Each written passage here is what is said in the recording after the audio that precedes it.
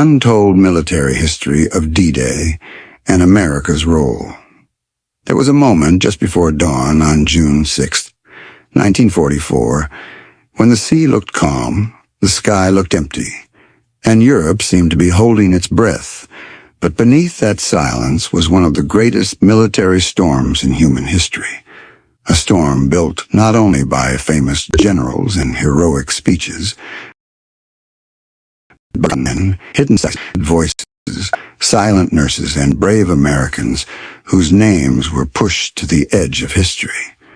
What really happened on D-Day was bigger, darker, stranger, and far more dangerous than most people have ever been told, because the beaches of Normandy were not simply battlefields. They were the entrance gates to a gamble so massive that if it failed, the Second World War might have taken a terrifyingly different path. Tonight we are uncovering the untold military history of D-Day and America's role in it. The stories buried under the sand, the blood, the smoke, and the thunder of that unforgettable morning. But before we begin, tell us in the comments, where are you watching from? Your city and country? And if you love powerful history stories like this, please subscribe, like, and share this video so this story can reach more people around the world, because what happened on that day deserves to be remembered by everyone. Now imagine this. It is the night of June 5th, 1944. Across southern England, thousands upon thousands of men are waiting in silence. Some are praying. Some are writing letters. Some are staring into the dark, trying not to think about what waits for them across the English Channel. By morning, they will be part of the largest seaborne invasion in military history. More than 160,000 Allied troops are about to land in Nazi-occupied France. And among them are Americans, many of them very young, many of them terrified, and some of them carrying a secret burden that had nothing to do with German bullets. Because while America had come to fight fascism abroad, many of its own soldiers were still living under racism at home. And yet when history demanded courage, they stepped forward anyway. The popular image of D-Day often begins with white infantry soldiers charging into gunfire on Omaha Beach, but that image is incomplete. Hidden inside the first wave of the invasion were African-American troops, including members of the 320th Barrage Balloon Battalion. Men whose mission was so unusual and so dangerous that many people today have never even heard of them. Their job was to land under fire and launch barrage balloons, giant tethered balloons designed to stop low-flying enemy aircraft from attacking Allied troops on the beaches below.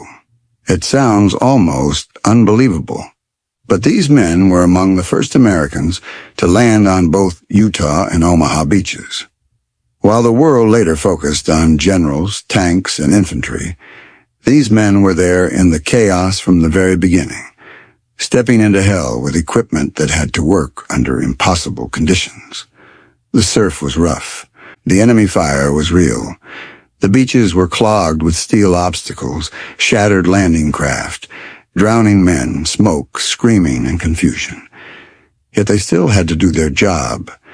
They had to secure space, move heavy balloon gear through the deadly terrain, and establish protection against German air attacks, all while bullets snapped through the air around them. This is the hidden truth of D-Day. The invasion did not succeed because of one dramatic charge or one heroic speech. It succeeded because thousands of people performed very specific, very dangerous jobs, often without recognition and often without glory. African-American soldiers served not only in the Barrage Balloon Battalion, but also in support units that were absolutely vital to the invasion. Many drove trucks through danger zones, carrying ammunition, food, fuel, and medical supplies. Others operated bulldozers, clearing obstacles and opening paths where the beaches had become death traps. Some served as medics, rushing toward the wounded, while others ran away from the gunfire. These were not side characters in the invasion. They were part of the invasion survival system. Without them, the landing force would have stalled or died on the sand. Yet because the American military was still segregated, many of these men were pushed into support roles instead of frontline combat positions, not because they lacked courage, but because their own country limited them. And still, when the day came, they crossed the sea, they fought, they bled. At least 5 African-American soldiers are known to have died on June 6th itself, and behind that number are families, dreams, and futures cut short in a war fought for freedom. D-Day was also fought with words, and in one extraordinary case, with a language the enemy could not understand. Native American soldiers from the Comanche tribe played a remarkable role as code talkers, using their native language to transmit military messages that German forces could not break. In the middle of one of the largest and most chaotic operations in history, where radios crackled with urgent reports and commanders desperately needed reliable communication, the Comanche language became a secret weapon. It was fast, effective, and nearly impossible for the enemy to decode. In war, communication can mean the difference between victory and disaster. A delayed message can destroy an entire unit. A misunderstood order can send men to the wrong place at the worst possible time. And on D-Day, coded communication became one of the invisible pillars holding the invasion together. But before the first boat touched the shore, this invasion had already become one of the most dangerous military gambles ever planned. Nazi Germany had spent years fortifying the coast of Europe with what was called the Atlantic Wall, a vast chain of bunkers, mines, artillery positions, machine gun nests, beach obstacles, and barbed wire. Hitler's commanders knew an invasion was coming, but they did not know exactly where or when. That uncertainty became one of the Allies' greatest weapons. The invasion plan, known as Operation Overlord, was one of the most complex military operations ever attempted. It was not simply about landing troops on a beach. It was about coordinating armies, navies, air forces, engineers, spies, weather experts, resistance fighters, and logistics teams into one giant strike. America played a central role in this machine, not only through manpower, but through industrial power, planning, transportation, and battlefield support on a scale the world had never seen before. Across England, ports overflowed with men, ships, ammunition, fuel, food, vehicles, and equipment. Everything was being prepared for a single moment, and every detail mattered. The tide mattered. The moon mattered. The clouds mattered. The timing of naval bombardments mattered. Even the weather became an enemy. In the days before the invasion, rough seas and storm conditions threatened to destroy the carefully chosen schedule. Senior commanders faced a brutal choice: delay and risk losing surprise, or launch into dangerous weather and risk disaster. Then came a narrow opening, a brief break in the storm, just enough to make the invasion possible. The order was given. It would go forward. But one more secret weapon was already at work: deception. Allied planners had spent months convincing the Germans that the real invasion would happen elsewhere, especially near Pas-de-Calais. Fake armies were created. Dummy tanks and false radio signals were used. Double agents fed lies to the enemy. The result was extraordinary.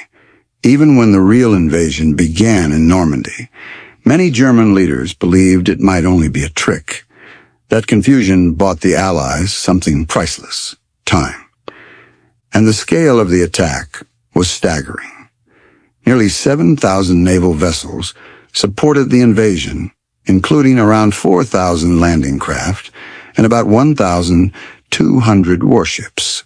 Above them, more than 11,500 aircraft were available to support the operation on D-Day alone. This was not just a beach assault. It was a giant, synchronized military machine, fighting on sea, land, and in the air all at once. Somewhere among those men were the soldiers of the 320th Barrage Balloon Battalion. Somewhere were truck drivers, engineers, medics, and labor units, whose work would determine whether the invasion could survive beyond the first few hours. Somewhere were the Comanche code talkers preparing to speak in a language the enemy could not understand. Somewhere in England, nurses were readying themselves for the wounded, who would soon come in numbers almost too large to imagine.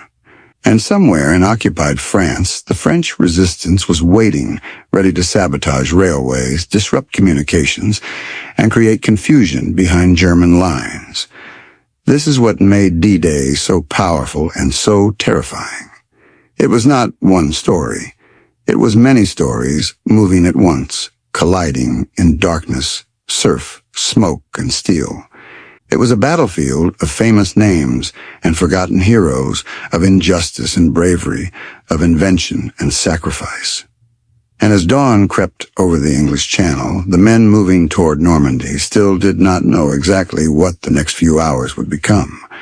They knew only one thing. Ahead of them, beyond the black waves and the cold wind, the beaches of France were waiting, and what happened next was something no training exercise, no map, and no military speech could fully prepare those men for, because as the invasion fleet pushed closer to the coast of Normandy, the dark sea itself began to feel like a warning. The boats rocked violently. Waves slammed against steel. Engines growled in the cold early morning air. Men sat shoulder to shoulder in landing craft, soaked in seawater and silence, gripping rifles, helmets, and prayer in equal measure. Some were seasick. Some were whispering to themselves. Some stared down at the floor of the boat, as if looking away from fear might somehow weaken it. But fear was everywhere. It sat in every heartbeat. It moved with every crashing wave. It followed every thought. Somewhere out there, hidden behind cliffs, concrete, and machine guns, the German defenders were waiting. And every American soldier moving toward that shoreline knew one terrible truth. Once the front ramps dropped, there would be nowhere to hide. Long before the first boots hit the beaches, the invasion had already become a giant machine of war in motion. This was not just a few ships crossing open water. It was one of the most massive military movements in history. Nearly 7,000 naval vessels were involved in supporting the assault, including around 4,000 landing craft and about 1,200 warships. Above them, the sky belonged to the Allies. More than 11,500 aircraft were available to support the operation that day. Bombers, fighters, gliders, reconnaissance planes, and transport aircraft filled the air with thunder and purpose. The invasion was not simply an attack.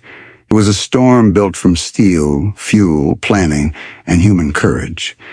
And at the center of it all was America, bringing not just men, but industrial power, engineering, communication, and logistical force on a scale the world had never seen before.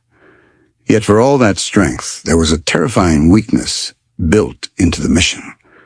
Everything depended on timing. If the weather turned worse, the landings could scatter. If the bombardment missed key targets, the beaches would become slaughter grounds. If troops landed too far from their objectives, confusion could destroy momentum. If communication failed, whole units could disappear into chaos. This was the cruel truth of Operation Overlord. It was brilliantly planned, but it was still balanced on the edge of disaster. The German Atlantic Wall stretched across the coast like a giant trap. Hitler's forces had spent years preparing for this exact kind of invasion. The beaches were lined with mines, wooden stakes, steel obstacles, artillery positions, machine gun nests, barbed wire, and fortified bunkers. The enemy did not need to stop every Allied soldier. They only needed to turn the beaches into killing zones long enough to break the landing. And still, the Americans came. But perhaps the most chilling part of the story is this. Many German commanders were still unsure whether Normandy was the real target. That confusion was no accident. It was the result of one of the greatest deception campaigns in modern warfare. For months, Allied planners had tricked the Germans into believing the main invasion would come somewhere else, especially near Pas de Calais. Fake armies were created, dummy tanks were placed in the countryside, false radio messages filled the air, double agents fed false information to the enemy. Even when the invasion began, many German leaders believed Normandy might only be a diversion. That lie, carefully built over time, bought the Allies something more valuable than any weapon: precious hours. And in war, hours can decide the fate of nations. Still, as the American landing craft moved toward Utah and Omaha, the men inside did not care much about deception plans or high command strategy. They cared about survival. They cared about the next 10 minutes. They cared about whether the man beside them would still be alive by sunrise. Among them were not only infantrymen, but also the forgotten backbone of the invasion: African-American support troops, engineers, drivers, medics, and members of the 320th Barrage Balloon Battalion. These men had been given one of the strangest and most dangerous jobs of the entire operation. Their mission was to bring barrage balloons onto the beaches, large tethered balloons meant to deter low-flying enemy aircraft from attacking Allied troops below. It was a task that sounds almost surreal when compared to the gunfire and explosions of D-Day, but it was deadly serious. If German aircraft managed to sweep low across the beaches, the landing zones could turn into open graveyards. These balloon crews had to land early, move heavy equipment through surf and sand, and establish defenses under fire.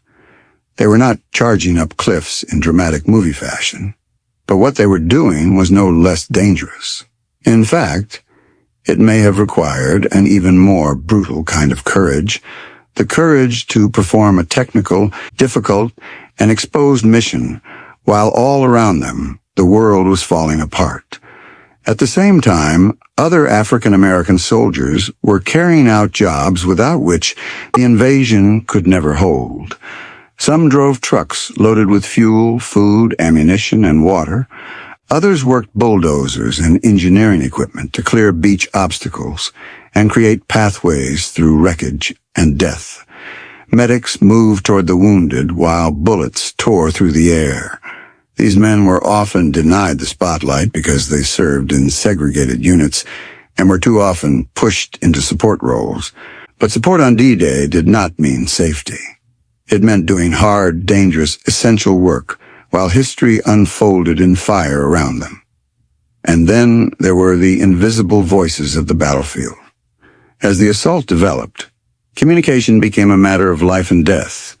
Messages had to move quickly between units, ships, and commanders. Orders had to be understood clearly in the middle of chaos.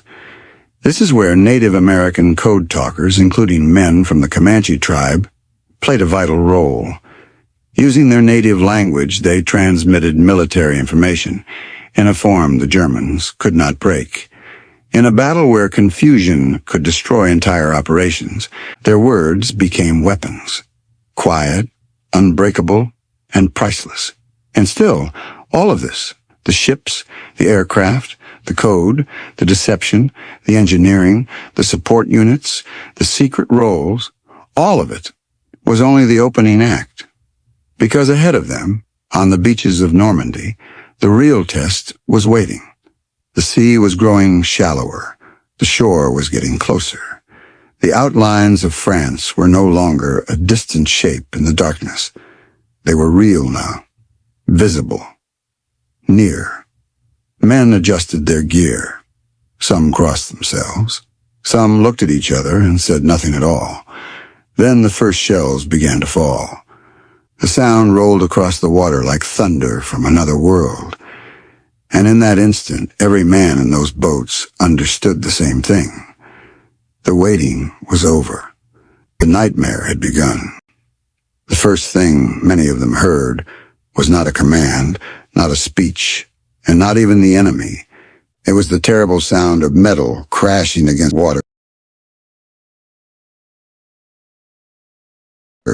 as landing craft slammed through the rough surf toward the beaches of Normandy.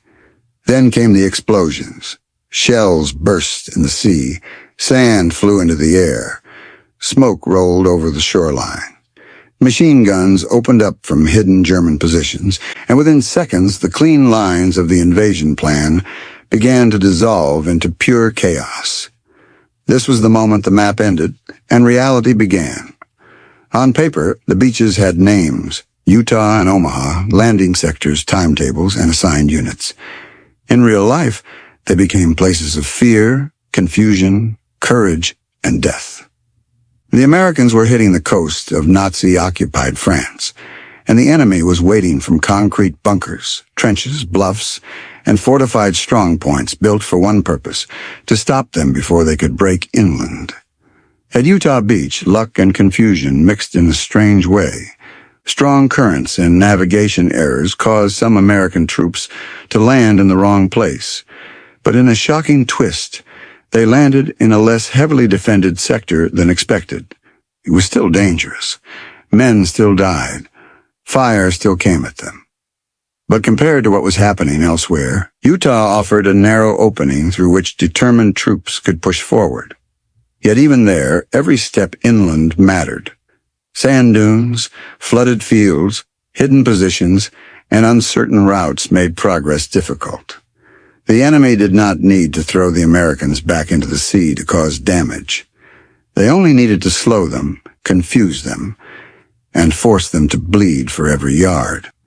And while infantry pushed forward, the hidden machinery of the invasion was trying to stay alive behind them. Engineers worked to clear beach obstacles before the rising tide covered them. Drivers and supply men tried to bring in ammunition and equipment. Medics crawled or ran through gunfire to reach the wounded.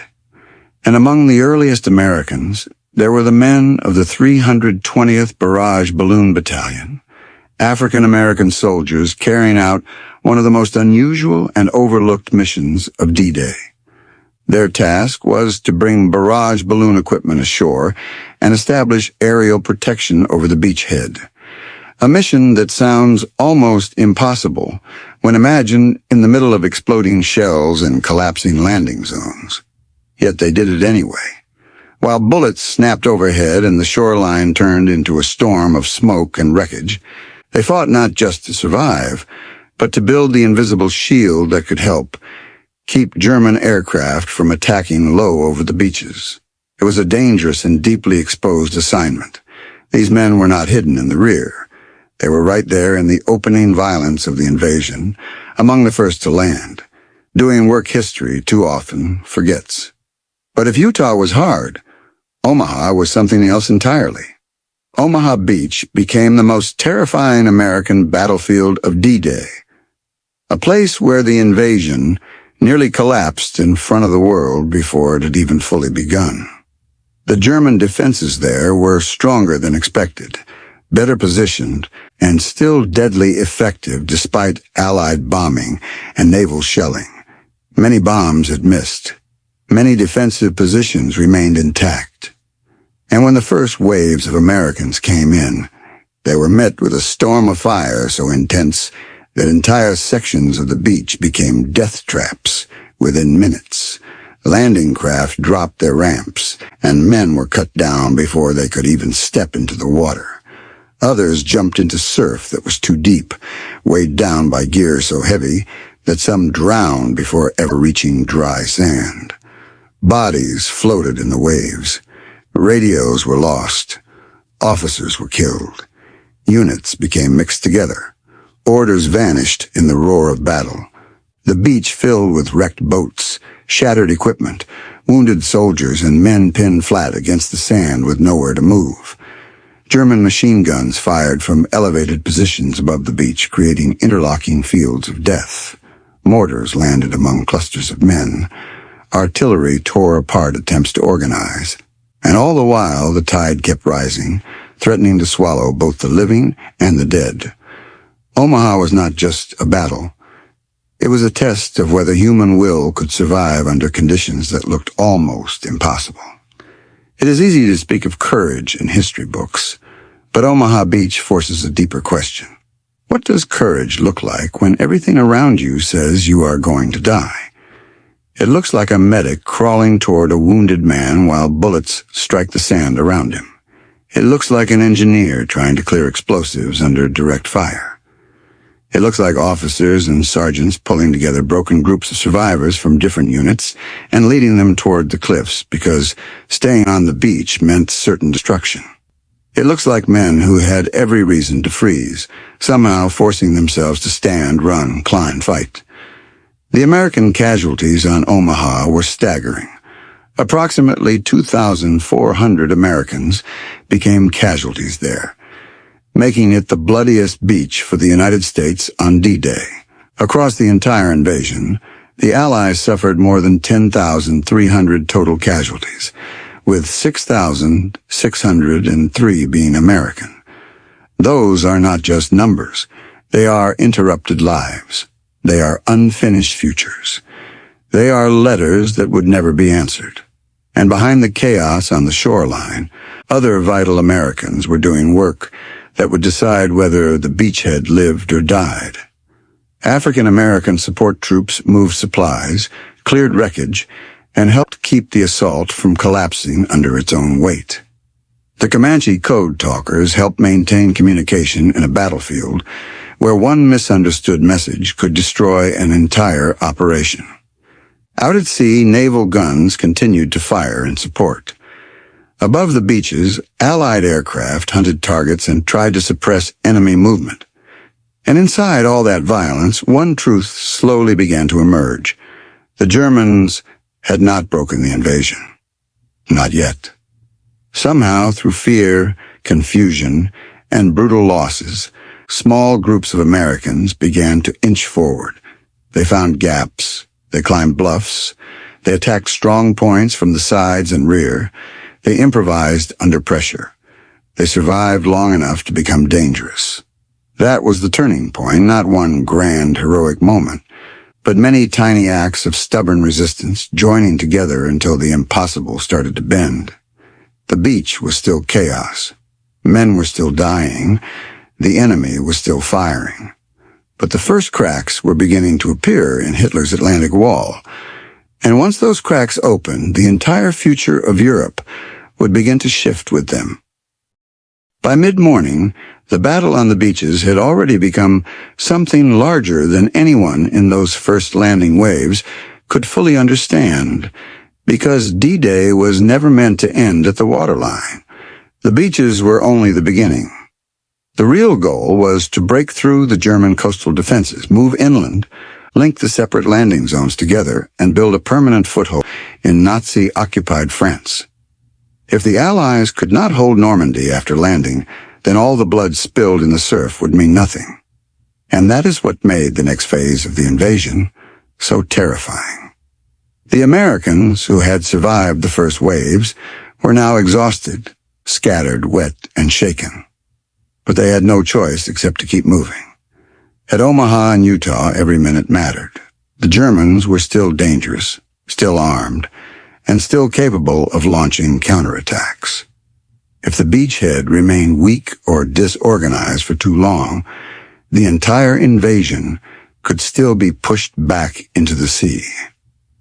This is where the hidden strength of America's role in D-Day began to show itself in full.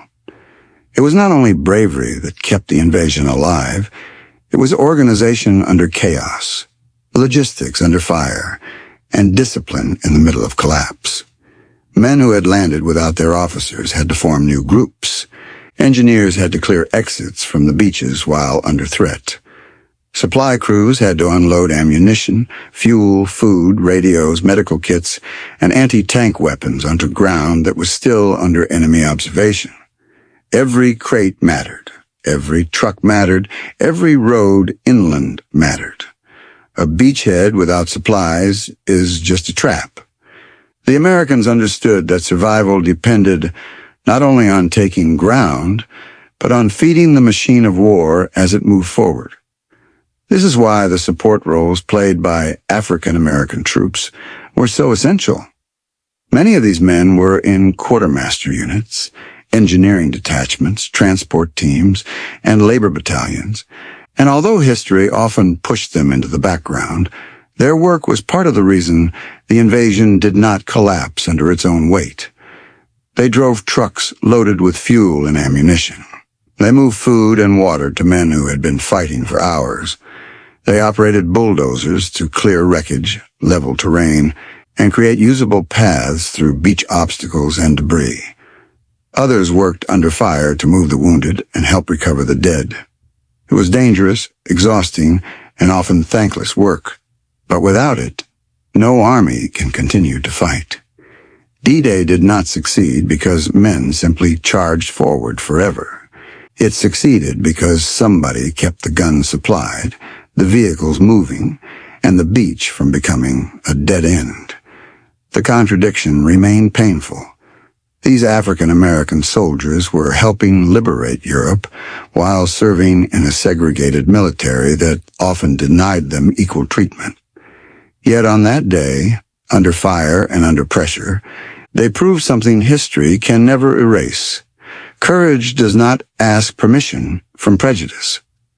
At the same time, another invisible battle was unfolding through sound, language, and urgency.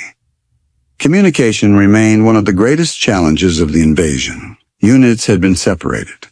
Landmarks were unfamiliar. Smoke and destruction made orientation difficult. Radio traffic was heavy. Messages had to move quickly between commanders, frontline units, and support elements. In that confusion, the role of Native American code talkers, especially men from the Comanche tribe, became even more important. Their language carried tactical information in a form the enemy could not understand. In a battle where one delayed order could lead men into an ambush, or one broken message could leave a unit stranded, their contribution became part of the hidden skeleton of the American advance. They did not fire artillery with their voices, but their words helped guide the battle itself. And while soldiers and support crews fought to establish order on land, the sea behind them continued to act like a giant artery feeding life into the invasion. More landing craft kept arriving. More men kept coming ashore.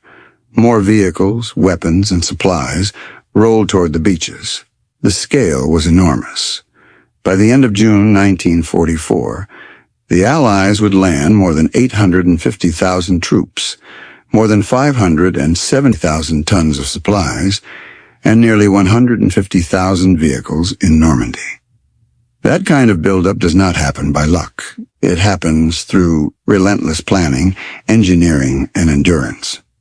One of the most extraordinary parts of the operation was the use of specialized equipment created because the Allies knew a normal invasion might not be enough. This was not a war where imagination was optional. It was necessary. The invasion depended on inventions and military problem-solving that seemed almost impossible only months earlier. Specialized armored vehicles, often known as Hobart's funnies, were designed to handle unusual battlefield tasks, such as clearing mines, crossing difficult ground, and supporting troops under dangerous conditions. Then there were the mulberry harbors, artificial portable harbors built so the Allies could unload vast amounts of men and material even without capturing a major port immediately. Think about that for a moment. The invasion was so massive, and the planners were so determined to sustain it, that they effectively brought parts of a harbor with them across the sea. That alone shows how unusual and groundbreaking D-Day really was. It was not only a battle. It was a giant military experiment conducted under live fire. And still, even with all this strength, the invasion remained fragile. Inland from the beaches, the terrain of Normandy began to reveal its own deadly personality. The countryside was beautiful, but it was also a trap. Thick hedgerows, narrow lanes, stone farmhouses, sunken roads, and small fields created a battlefield perfect for ambush and defense. German forces could hide, regroup, and strike from unexpected positions. Every village could become a strong point. Every field could hide a machine gun. The Americans had survived the beach, but now they were entering a new kind of war, slower, more intimate, and just as deadly. And as the fighting pushed inland, another group of Americans was preparing to face a different horror. Within days of the invasion, American nurses were operating in Normandy to care for the flood of wounded men coming from the front. They worked in makeshift hospitals and field medical stations, where exhaustion, pain, and urgency ruled every hour. These women were not standing far away from danger. They were entering one of the most intense medical crises of the war, treating shattered bodies, trauma, blood loss, infection, and shock with speed and determination that saved countless lives. Their role in America's story of D-Day is too often overlooked, but their presence reminds us of something important. War is not only about taking life, it is also about the desperate fight to save it. And by the afternoon of June 6th, one truth had become impossible to deny. The Americans were still there, bruised, bloodied, scattered, and shaken, but still there. The beaches had not swallowed them. The Atlantic Wall had not broken them. The first foothold had been won. But victory was still far away, and somewhere beyond the smoke, deeper inside France, the next danger was already gathering. As night began to fall over Normandy on June 6, 1944, the beaches that had been drowning in chaos only hours earlier were slowly transforming into something even more important than a battlefield. They were becoming a doorway, a bloody, unstable, fragile doorway, but a doorway into Hitler's fortress Europe all the same. The first day of the invasion had not gone according to plan. Too many units had landed off target. Too many men had died before reaching cover. Too many radios had been lost. Too many officers killed. Too many carefully timed steps broken apart by the violence of real war. And yet, despite everything, the Americans had done the one thing they absolutely had to do. They had stayed.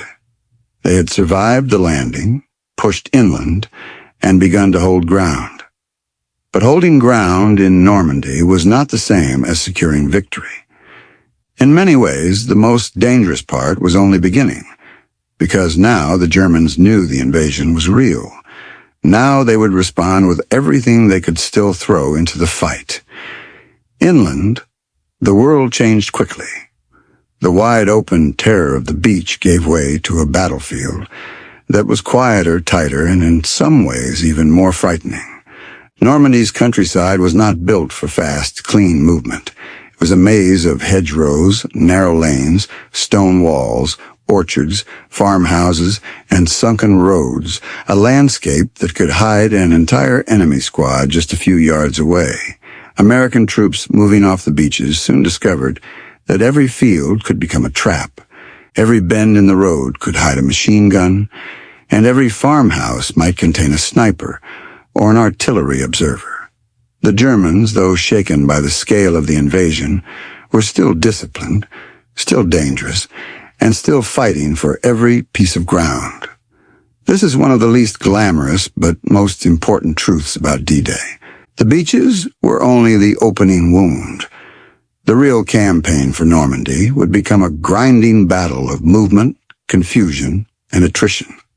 And America's role in that struggle depended on far more than infantry alone. Behind the advancing troops, the machine of war had to keep moving. Supplies had to continue flowing inland, or the beachhead would suffocate. Fuel, ammunition, food, water, medical equipment, engineering tools, radios, and replacement parts all had to come ashore in massive quantities. This is where the support troops, many of them African-American soldiers serving in segregated units, became even more essential. Truck drivers worked under pressure to move supplies through damaged roads and uncertain routes. Quartermaster units sorted and distributed mountains of material. Engineers repaired roads, cleared wreckage, and made passage possible where the land itself seemed to resist movement. Bulldozer operators pushed through debris and obstacles to create the rough skeleton of an invasion that needed to grow stronger by the hour. Without these men, the soldiers at the front would have become stranded, hungry, low on ammunition, and vulnerable to collapse. Yet many of these troops received little recognition because their heroism happened in the spaces between headlines. But war is often won in those spaces. It is won by the men who make sure the fighter has bullets, the medic has bandages, and the commander has fuel for the next push. Their contribution was not dramatic in the way movies like to show, but it was absolutely decisive. At the same time, communication remained one of the most fragile and important parts of the battlefield. Frontline units were still trying to link up. Naval support had to be coordinated. Artillery fire had to be directed. Intelligence had to move quickly. And in that confusion, the Native American code talkers, including those from the Comanche tribe, continued to provide something priceless, reliable communication in a language the Germans could not crack. Their voices moved through the battle like hidden lifelines, quiet, unseen, and vital. While some men fought with rifles, these men fought with words, carrying meaning through chaos so that the larger American effort could stay alive and coherent. Then there was another layer of the invasion that often remains hidden in the shadows of the main story, the work of the French resistance. As Allied troops pushed inland, resistance fighters inside France helped create pressure behind German lines. They sabotaged railroads, cut communication lines, damaged transport routes, and spread confusion at exactly the moment the German military most needed coordination. This mattered more than many people realize. The German response to D-Day depended heavily on moving reinforcements quickly, and every delay gave the Americans and their allies more time to strengthen their foothold. In that sense, the invasion was not only an attack from the sea, it was also a slow tightening from within France itself. The Americans were not fighting alone on the ground. They were being helped by invisible allies in villages, forests, and rail networks across occupied territory. And while the front continued to shift inland, another battle was unfolding in tents, field stations, and improvised hospitals near the coast.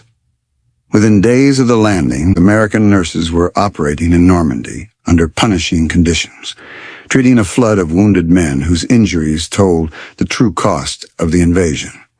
They worked through exhaustion, fear, and relentless pressure. They saw shattered limbs, burns, blood loss, shock, and pain beyond words.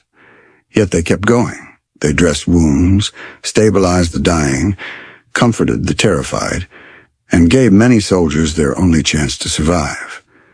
These women were not simply support staff in the background of history. They were part of the invasion's living heart, standing in the narrow space between death and rescue. Their presence reminds us that D-Day was not only about breaking the enemy, it was also about holding on to humanity while doing so. By the end of the first day, the scale of the American effort was becoming clearer. This was not just a daring assault. It was a giant transfer of force into Europe. And the buildup would only grow. More men, more vehicles, more guns, more equipment, and more supplies would continue pouring into Normandy until the beachhead became too large for Germany to crush. But in those first tense hours and days, none of that future was guaranteed. Everything still felt uncertain. German counterattacks could still come. Supply lines could still break.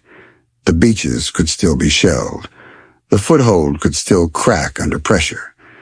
And that uncertainty is what makes the story of D-Day so gripping. Even now, knowing how the war eventually ended, it is possible to feel the fear that hung over those first days in Normandy. Because history was not yet history to the men living it. It was a question.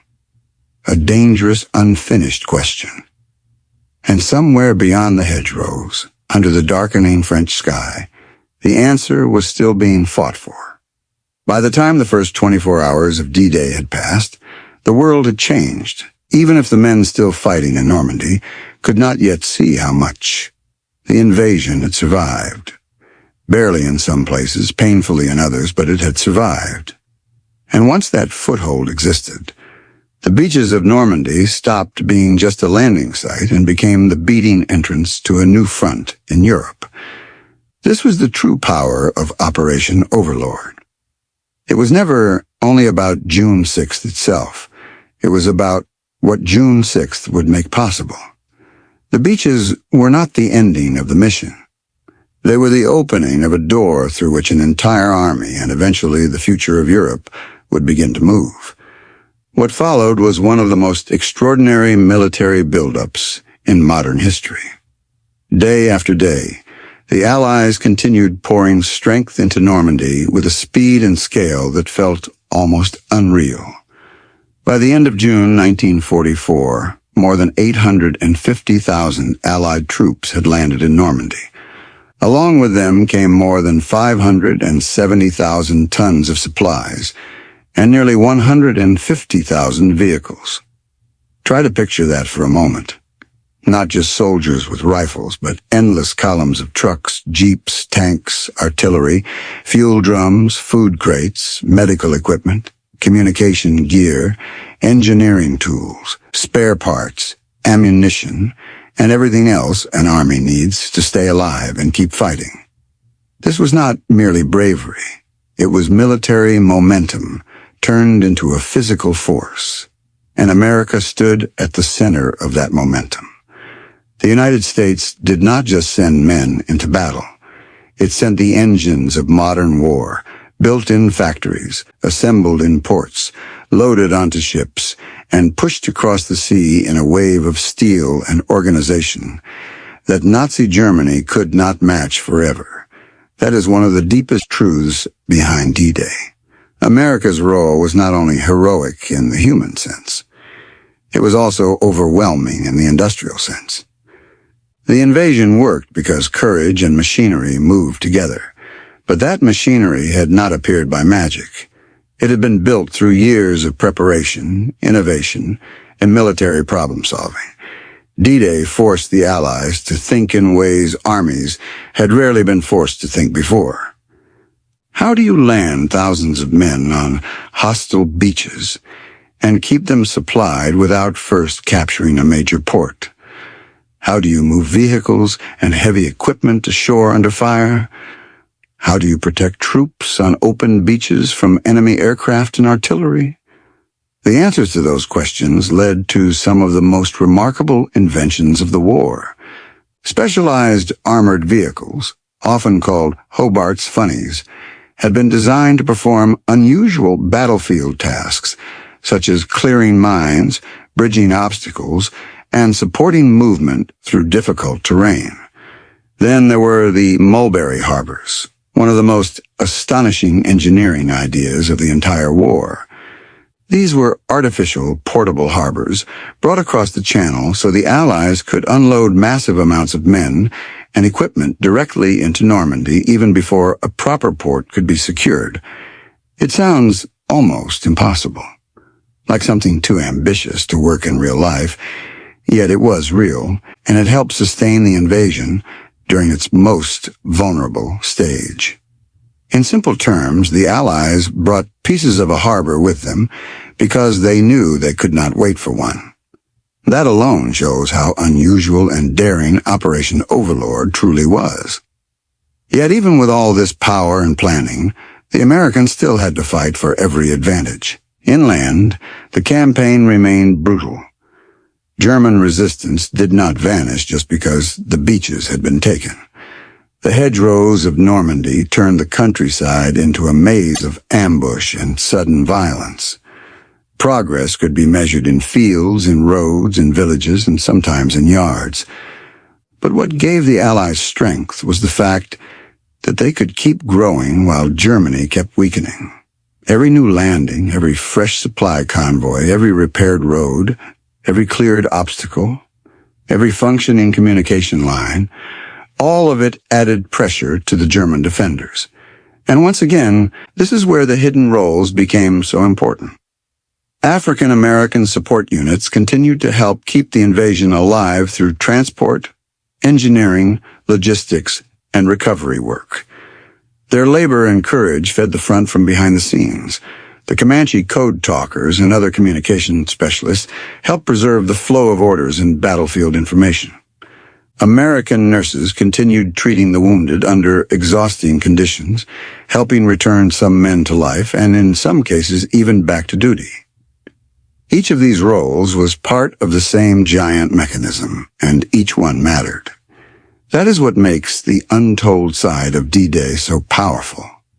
It reminds us that history is often remembered through the loudest moments, but it is held together by quieter acts of endurance. Even the very name D-Day has often been misunderstood. Over the years, many people have imagined that the letter D must stand for something dramatic. Words like deliverance, doom, or debarkation. But in military language, the D simply refers to the day on which an operation begins. It is a code term, plain and practical. And yet there is something haunting about that simplicity. A single letter, so ordinary on paper, became attached forever to one of the most extraordinary and terrifying days in modern history. Perhaps that is fitting because war often hides enormous human meaning inside cold military language. Behind the word invasion were real men drowning under heavy gear. Behind the word casualty were sons who would never come home. Behind the word support were African American soldiers doing dangerous work without equal recognition. Behind the word communication were Native American code talkers carrying secret lifelines through chaos. Behind the word medical care were nurses standing over shattered bodies and refusing to give up. D-Day sounds clean when spoken quickly. But when you look closely, it contains thousands upon thousands of human stories. And maybe that is why the event still grips the imagination of the world. Because it was not simply a battle of weapons. It was a battle of endurance, invention, sacrifice, and will. It was one of those rare moments when history balanced on a knife edge, and nobody standing in the smoke could yet know how far the consequences would reach. The beaches had been taken. The foothold had been established. The great buildup had begun. But the war was not over, not even close. Ahead still lay the long fight through France, the liberation of Paris, the brutal battles that would follow, and the final push into Nazi Germany itself. Yet none of that could have happened without the men and women who held the line in Normandy when everything still seemed uncertain. And as the Allies dug deeper into France, the truth became impossible to ignore. June 6th had not just opened a beachhead, it had opened the road to the fall of Hitler's empire. When people speak about D-Day today, they often speak in symbols. They speak of courage, sacrifice, liberation, and destiny. And yes, all of those words belong there. But the deeper truth is more haunting, because D-Day was not made of symbols when it was happening. It was made of terrified young men in shaking boats. It was made of African American soldiers doing dangerous work for a country that still treated them unfairly. It was made of Native American code talkers speaking in voices the enemy could not break. It was made of nurses standing over the wounded with blood on their hands and exhaustion in their eyes. It was made of truck drivers, engineers, medics, machine gunners, radio operators, naval crews, pilots, and resistance fighters who all carried a piece of the same burden. And that is why the untold military history of D-Day matters so much, because once we strip away the polished memory and the simplified versions, what remains is something far more powerful. The truth that history is not only shaped by famous names, but by ordinary people asked to survive extraordinary terror. America's role in D-Day was not just about power. It was about scale, endurance, invention, and human cost. The United States brought enormous military force to the invasion, from ships and aircraft to men, machines, and supplies. But the true story is not only in the numbers, it is in what those numbers meant. Nearly 7,000 vessels crossing dangerous water, more than 11,500 aircraft filling the skies, more than 160,000 Allied troops landing on one day, more than 850,000 troops in Normandy by the end of the month, more than 570,000 tons of supplies, nearly 150,000 vehicles. These are not just measurements of size. They are proof of what it takes to break open a continent under enemy control. Yet even those massive figures cannot fully express the human price. More than 10,300 Allied casualties on D-Day, 6,603 of them American. Omaha Beach alone becoming one of the bloodiest places in the entire operation, with around 2,400 American casualties. Behind every one of those losses was a life interrupted, a family waiting, a future erased. And still, from that destruction came the beginning of liberation. That is the brutal paradox of D-Day. It was one of the most violent days of the war, and also one of the most necessary. Without it, the road into Nazi-occupied Europe would have remained closed much longer. Without it, Hitler's control might have lasted deeper into the future. Without it, the liberation of France and eventually the collapse of Nazi Germany might have come at an even more terrible cost. But perhaps the most important lesson of all lies in who we choose to remember, because for too long, some of the most important Americans in this story stood in the shadows of history. The men of the 320th Barrage Balloon Battalion were among the first to land, carrying out a mission few people ever mention. African-American support troops helped keep the invasion alive with transport, logistics, engineering, and medical work under dangerous conditions. Comanche code talkers helped hold the battle together through communication that the enemy could not crack. American nurses entered Normandy and fought a quieter, equally vital war against pain, blood loss, infection, and death. The French resistance struck from within, helping weaken the enemy at the exact moment it mattered most. All of them were part of D-Day. All of them helped shape victory. All of them deserve to be remembered, not as footnotes, but as part of the beating heart of the story itself. And maybe that is what makes D-Day endure in the human imagination.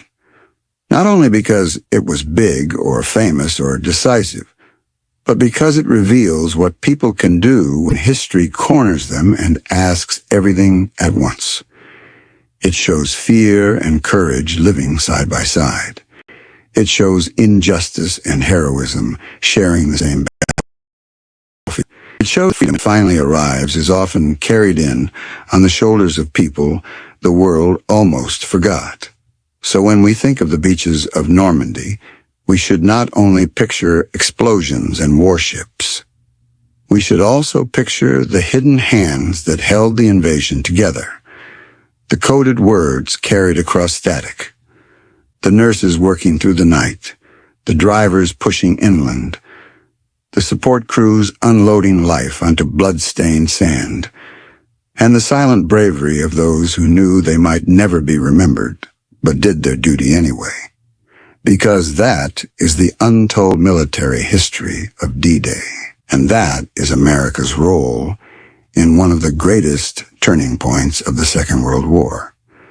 If this story moved you, taught you something new, or made you see history differently, please subscribe, like, and share this video so more people can discover these forgotten truths. And tell us in the comments, where are you watching from? Your city and country? Stay glued, because more powerful and educational stories are coming soon. And until next time, remember this: history is never only what happened. It is also what the world chose to remember, and what it almost allowed itself to forget. And yet, even after the guns quieted on the beaches and the headlines declared the invasion a success, The full truth of D-Day did not immediately become clear, because some victories are too large, too painful, and too complicated to understand in the moment. For the men who survived Normandy, there was no sudden feeling that history had been completed. There was only mud, exhaustion, loss, and the terrible understanding that the war was still far from over. Many of the soldiers who fought on June 6th did not have the luxury of stopping to reflect on what they had done. They had to keep moving. They had to keep fighting through the hedgerows of Normandy, through sniper fire, artillery, ambushes, and endless uncertainty.